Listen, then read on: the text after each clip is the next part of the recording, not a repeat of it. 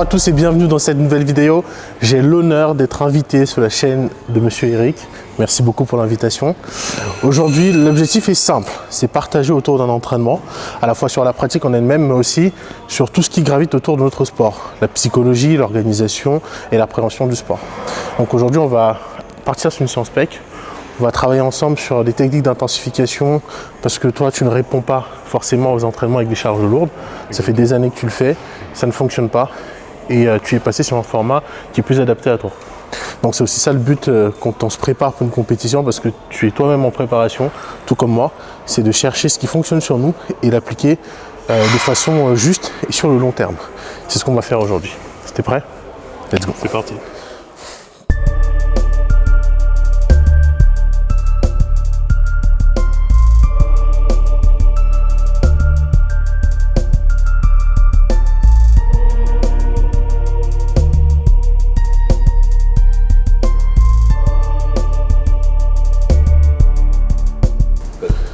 On va commencer par du développé couché à la machine pour faire un gros volume d'entraînement. Par gros volume d'entraînement, j'entends charge plutôt moyenne avec beaucoup de répétitions.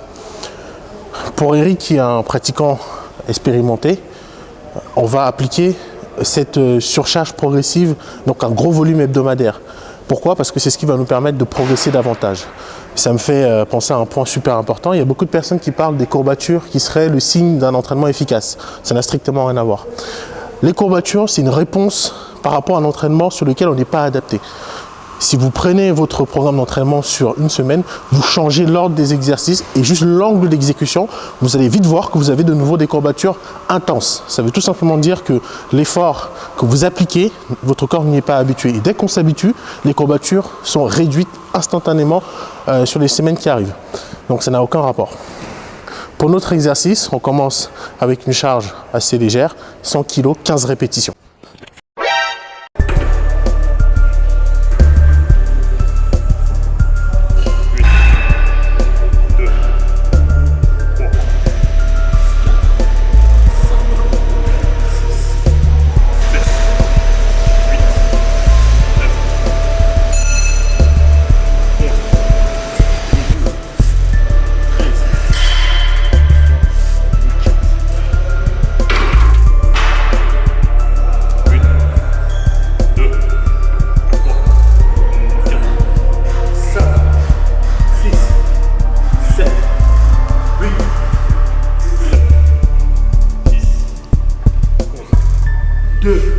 Encore 3, 4, et la dernière.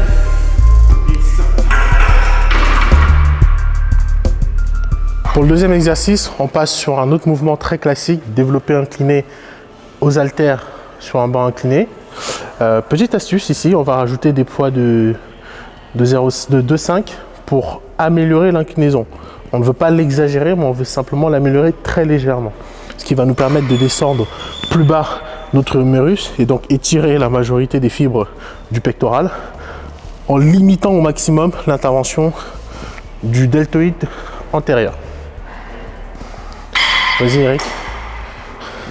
Donc pour la technique d'entraînement, alors monte plus haut, tu vas légèrement mettre les haltères comme ça pour pouvoir descendre tout en bas et étirer l'humérus. Allez, descends, descends, descends, descends. Voilà. Là, on a une tension maximale. Monte. On a une force de contraction importante. Et tu ne tends pas en haut. Parce que si tu tends en haut, tu vois, tu as relâché ta contraction. Je veux que tu restes sous tension tout le temps. Ok, on y va. Une contraction. Ouais. Allez. 1, descends. 2. Et tu descends. 1, 2. Super. 1, 2. Allez. 1, 2, super, allez. 1. Encore 2, allez. 1, 2, monte. Très bien. Laisse.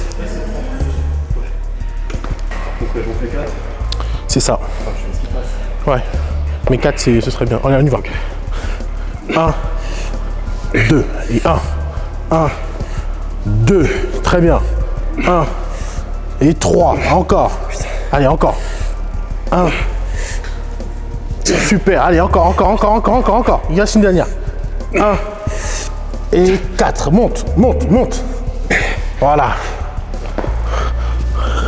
Alors ce qu'on vient de faire, c'est un mouvement plutôt intéressant parce qu'on va garder la tension tout au long de l'exercice. En plus, on fait une double contraction, ce qui rajoute une difficulté supplémentaire. Mais ça a aussi une contrainte assez importante, c'est que tu vas dépenser beaucoup d'énergie, mais surtout, tu vas faire intervenir beaucoup tes triceps. Donc, pour quelqu'un qui a un très gros point fort triceps comme le mien, qui peut gâcher la cohérence visuelle d'un groupe musculaire, je pense notamment entre la cohérence visuelle entre les pectoraux, les épaules et les bras, on va plutôt favoriser des mouvements d'écarté, c'est mieux. Mais là, pour toi, c'est pas du tout un problème. On va simplement faire en sorte que tu restes sous tension tout le temps, parce que c'est ce qui fonctionne sur toi. Mettre très lourd, ça n'a pas forcément trop d'intérêt. Quand je dis ça n'a pas trop d'intérêt, ça ne veut pas dire qu'on doit mettre une charge ridicule, une charge adaptée.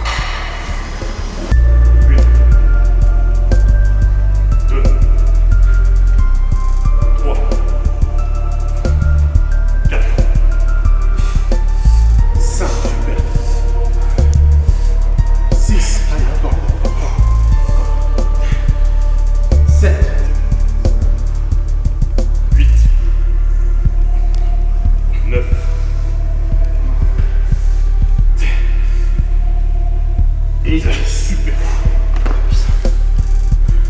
Qui se trompe.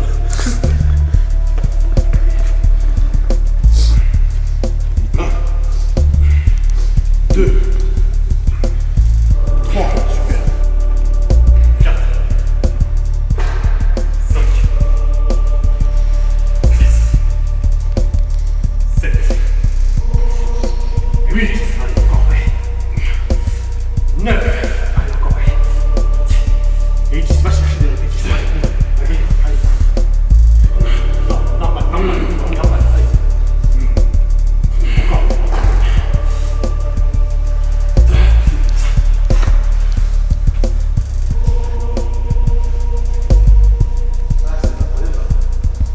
Oui.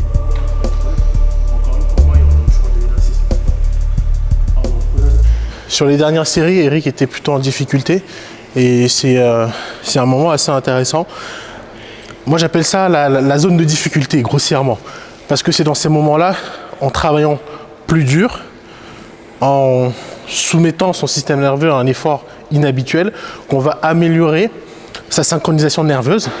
C'est un peu comme quand on commence la musculation. Au départ, on galère à passer notre première répétition développé couché. Plus on s'entraîne, plus on a une meilleure cohérence nerveuse qui nous permettent de mobiliser plus de fibres. Donc plus on continue et plus on se retrouve à avoir une barre plus stable, à passer 3 répétitions, jusqu'à monter mettre 100 kg et en faire 15 répétitions. Donc c'est ce qu'on va faire avec toi. On va essayer d'aller travailler dans cette zone de difficulté à chaque fois. Et c'est comme ça que tu vas pouvoir casser un peu ce formatage que tu as jusqu'aujourd'hui de te dire quand j'arrive et que j'arrive plus, je lâche. C'est pas une mauvaise chose que de lâcher, attention. Si t'en peux plus, t'en peux plus. Tu baisses la charge et tu continues, ou tout simplement tu abandonnes et tu te reposes et tu repars. Et d'ailleurs, le repos, c'est une chose super intéressante. Parfois, quand on travaille dans un optique d'hypertrophie, on va s'imposer un temps de repos de 1 minute, 30 secondes, etc. C'est pas une mauvaise chose, hein. C'est dans une logique d'entraînement. Mais avec le temps, je ne m'impose plus de temps de repos. Je repars quand je me sens prêt. Ça ne veut pas dire que je vais prendre 1 heure de temps de repos. Mais j'ai remarqué, sans forcément m'appuyer sur des études, et c'est d'ailleurs vrai, c'est que si tu as un temps de repos qui est en cohérence avec l'effort que tu viens de fournir, tu seras plus performant sur la série suivante. C'est-à-dire que si tu mets une charge lourde, que tu fais 5 répétitions, tu prends une 30, tu seras beaucoup plus faible sur la deuxième série parce que tu n'as pas suffisamment eu de temps de repos. Donc plus ton temps de repos est important, plus tu seras performant. Voilà, encore une fois, c'est à nuancer. On ne dit pas d'aller prendre 1 heure de temps de repos comme les power parce que ce n'est pas du tout adapté à l'exercice qu'on fait. Pour notre prochain atelier de travail, on va faire un bicep. Un bicep, pour rappel, c'est l'enchaînement de 2 mouvements qui va permettre de concentrer l'effort sur le même groupe musculaire. Ici, on va faire de l'écarté aux haltères sur un banc incliné et puis on va faire des écartés à la poulie. Alors vous allez me dire, c'est un mouvement qui fait doublon. C'est à la fois vrai, mais c'est à la fois faux. Je vais vous expliquer pourquoi. Ici, aux haltères, on va mettre l'accent sur la phase excentrique, c'est-à-dire qu'on va étirer nos fibres. Le mouvement sera beaucoup plus intéressant sur cette phase. Sur la phase concentrique, on va aller sur la contraction, il sera moins intéressant. Donc, on va vraiment travailler cet étirement de nos fibres, en plus de solliciter les muscles profonds et stabilisateurs, ce qu'on fait très rarement en musculation. À la poulie, inversement, on va être beaucoup plus fort, beaucoup plus intense sur la contraction. C'est pour ça que quand vous allez travailler à la poulie, certains vont vous dire, quand vous relâchez, contrôlez votre mouvement. C'est pour garder une tension continue, parce que ce mouvement en phase excentrique, quand on étire nos fibres, il n'est pas très intéressant, parce qu'on perd vite de la tension. Donc en conciliant les deux mouvements, on va être à la fois efficace sur la phase concentrique et sur la phase excentrique. Allez, on y va, sur la poitrine, écarte, remonte, contrôle, et tu repars. Super. Là tu repars, on est trop haut. Hop, repars, voilà. Super. 3, tu peux descendre plus bas. 4, super. 5, 6, 7,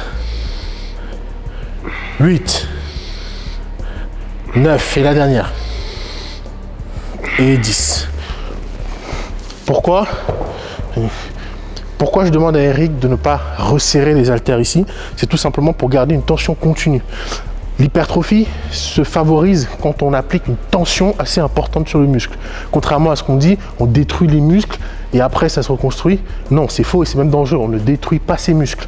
Ce qui crée l'hypertrophie, c'est la réaction anabolique qui se passe dans vos muscles et qui libère de l'hormone de croissance qui fait développer des myofibrillaires que vous avez dans vos muscles. Et c'est l'effet de tension qu'on applique sur le mouvement qui permet ça. Alors, c'est pas le seul facteur pour faire de l'hypertrophie, bien sûr, mais c'est l'un des facteurs les plus importants quand on est compétiteur.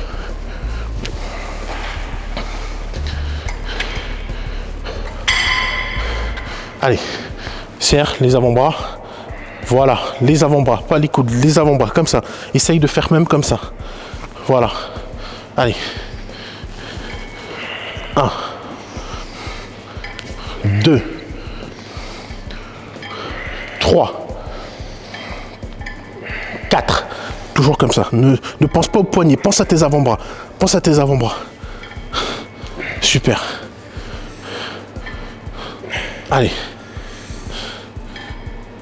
Encore 2.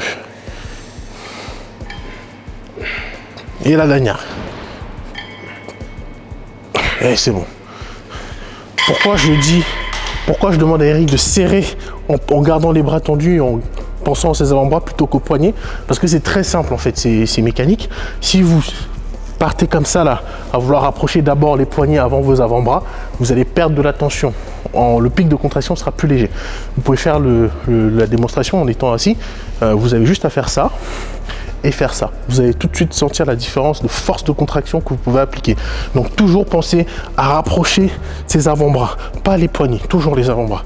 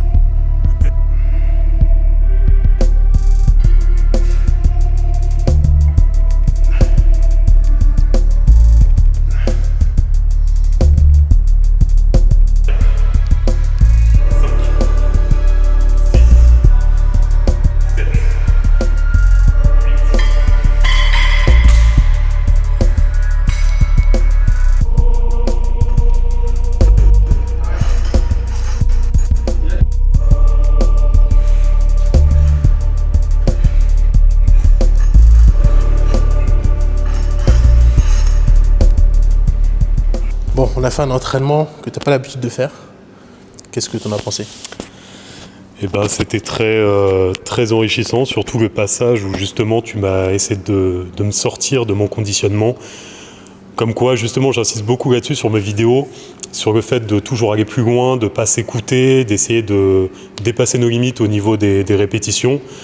Et bah voilà, là je me rends compte que j'ai beau parler tout le temps de ça, même moi, lors de mon entraînement, je pense ne pas avoir le potentiel d'aller plus loin et je peux aller encore un peu plus loin. Donc c'est ça qui était vraiment très très intéressant dans cette séance. C'est l'objectif de toute façon de l'entraînement, de s'entraîner à deux. Même toi-même, tu m'as pointé des choses qui me gênaient pendant l'entraînement, le fait de trop rapprocher mes épaules sur la poulie par exemple. Donc on n'a pas, quand on s'entraîne, on ne se voit pas s'entraîner. C'est aussi l'intérêt de s'entraîner avec quelqu'un qui a de l'expérience, qui va pouvoir nous aiguiller sur les petits points sur lesquels on n'est pas bon, ou par exemple se filmer sur des mouvements sur lesquels on appréhende ou on a une mauvaise exécution. Ça permet aussi de prendre du recul et améliorer son entraînement. Mais globalement, avec cet entraînement, ça confirme ce qu'on disait au début. Toujours casser l'adaptation, toujours aller augmenter son volume d'entraînement hebdomadaire. Ça veut dire quoi? Tout simplement, chaque semaine, essayez d'augmenter votre charge, faire plus de répétitions, une série en plus, changer l'ordre de vos exercices. Ça permet de casser la routine et de toujours progresser. En tout cas, c'était un grand plaisir pour moi d'être sur cette vidéo avec toi. Merci beaucoup. Et même moi aujourd'hui, j'en ai appris beaucoup sur ma manière de m'entraîner.